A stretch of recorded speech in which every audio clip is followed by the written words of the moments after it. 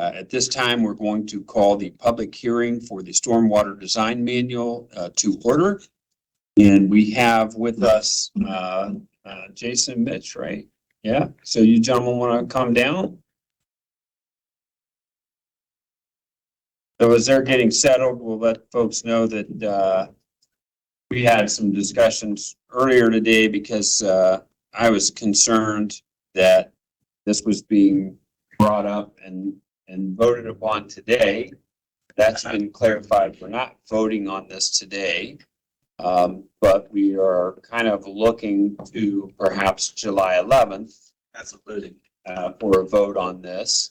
Wanted to give you folks an opportunity. I don't know if there's certain formalities associated with this required public hearing, but if I neglect to account for any of those formalities, please let me know. With that, you're on. Perfect. Thank you. This is something that we've been working on actually before my time with the county. I think it was a lot of the heavy lifting was done before I got here with the engineer's office, with the soil and water office, with regional planning. I'm just kind of the person that kind of is pushing it over the finish line here. But essentially, what we're taking a look at today and reviewing today is the Stormwater Design Manual. So within the subdivision regulations, which started in April 1st of 1989, there's been many amendments to that over the years. But what we have found and what we've done a lot of research on with other counties and other municipalities around the area is our design manual or our technical data is very antiquated in the actual subdivision regulations. And we're actually creating a design manual for stormwater. We're actually working on another one for a roadway design manual as well. So much of the technical data that's in the subregs today is outdated and old and hasn't been brought up to current standards. And when I say current standards, a lot of things that are associated with ODOT and our own standards and other types of stormwater type systems that are out there. And so what we've done is we've gone through a comprehensive review of that and created our own specific manual through all these different guidelines. And so that's what we're here today for. And like I said, we'll probably be doing this here in the near future for the roadway design manual as well. And it's a lot of geeky, ingenuity type stuff that you would see in here that would probably bore most people. But it's something that's very necessary when you're talking about development and everyone wants to have a set of rules. And so when developers come and they're developing in the county, they want to know what rules you play by. Because if you don't have rules, everything gets kind of murky and gray. And so this really helps define a fine line. And that's what we're here today to talk about. So. I think appreciate Mitch coming on board, taking the lead on this. He's done a great job putting this together and kind of taking the lead there. So we really appreciate that. So, yeah, I do have a couple. You folks are obviously much more sophisticated than I regarding subdivision regulations and stormwater management as a subset of those regulations. Who would be the constituency, I guess, in terms of who cares about Stormwater Design Manual? Who comes at you on that? Other engineers. So the other consulting engineers that are working for developers, they want to know what rules do I need to design by. So like for instance, when we design culverts across roads, okay, we talk about, well, what do you have to design that to? And so for example, like you talk about 5-year storms, 10-year storms, 25, 100-year storms. Well, everyone in the world that when you're dealing with stormwater, we don't design things to 100-year storms. If we did that, we would have diameters of sewers that are so large you can't even fit them underneath your streets. So we talk about, okay, well, what is that? What type of culvert should go underneath a small local road versus a culvert that goes underneath an interstate highway? Well, you want something under an interstate highway that can handle a 50-year storm. Whereas a local road, maybe a 10-year storm is sufficient. And if it overtops the road, okay, does it have that much, problems associated with that? And so that's what we're defining in these types of things is where you have to design to at certain points. And we give a lot more clarity than what was in a lot of the old sections that were in the actual subregs. So those are just a few little examples. This also talks about stormwater detention. We start talking about, okay, when you start creating impervious area and it flows off of, certain sites, okay, what do you detain to? We have the MORPC critical storm method. And I can get into a lot of real geeky stuff, and I don't want to do that, but these are the types of things that other engineers will look at so that they design their sites that are specific to our standards. When they're developing for the developers, then those different storm systems, that accounts for money. The effect's got to be bigger. Everything has to be bigger. That's just more money. So what we're going to do, just to give this a public hearing flavor, is I'm going to ask if there is anyone in attendance here today who would like to speak in favor of the proposed Stormwater Design Manual. Sir.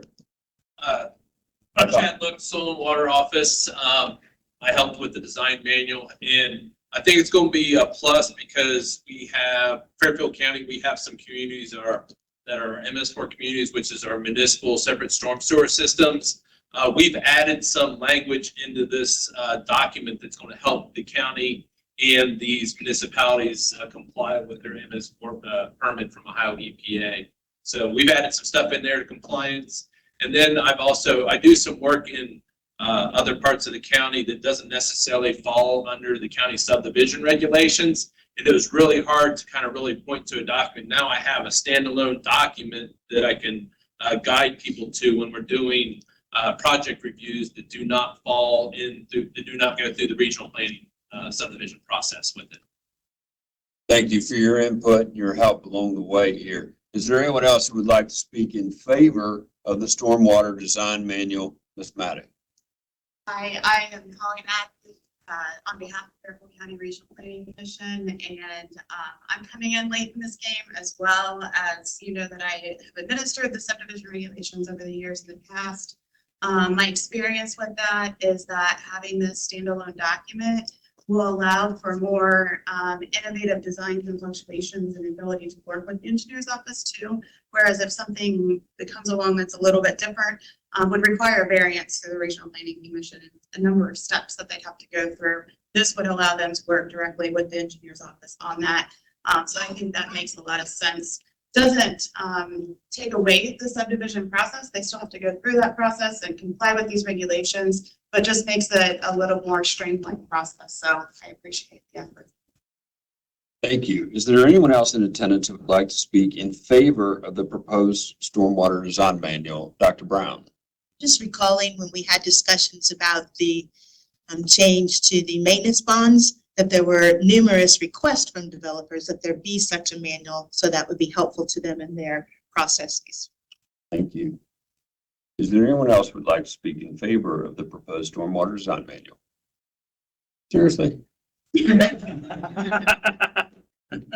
Well, just to clean it all up, doing good stormwater management practices. I appreciate anything that's done to reduce it. We really appreciate your input.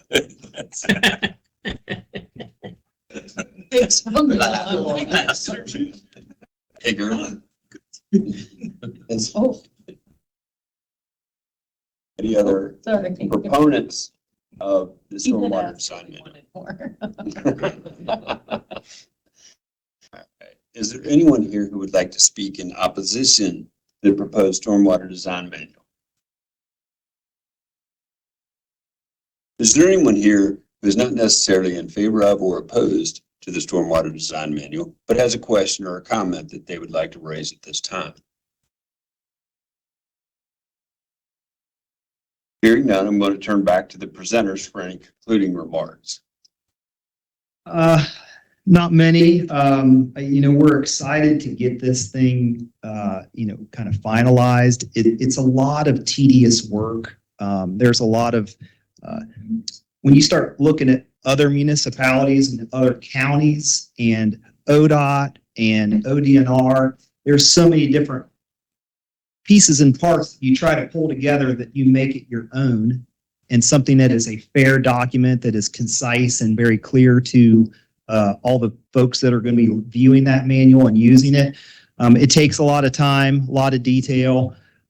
So I appreciate all the people before that were working on this, and it was seen by a lot of eyes, and I appreciate the point that we're getting to the point of finalizing it and being done. So, thank you. All right, and just so we're clear, is there any other formality associated with this type of hearing that we haven't but should have covered at this point? I don't think so.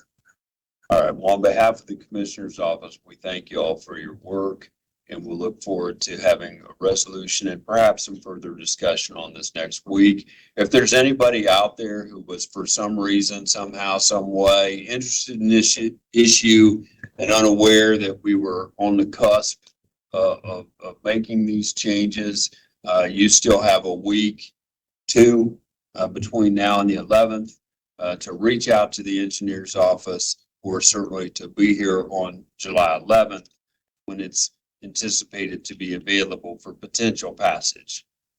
This public hearing is closed. Thank you all for coming. Thank you. Commissioner, if I may? I'm sorry, Commissioner Fix, the hearing's reopened. No, that's fine. I'll reserve my comments for when we have an opportunity to vote on it. Just wanted to say that I got to jump and get moving, but I do appreciate, again, you guys covering, all of you, and appreciate the opportunity to participate virtually today. And I wish you all a great 4th of July. And we wish you well on your family situation there, and hope that you get a chance to enjoy the holiday as well, sir. Thank you. Thank you. Thanks, guys. Public hearing is closed.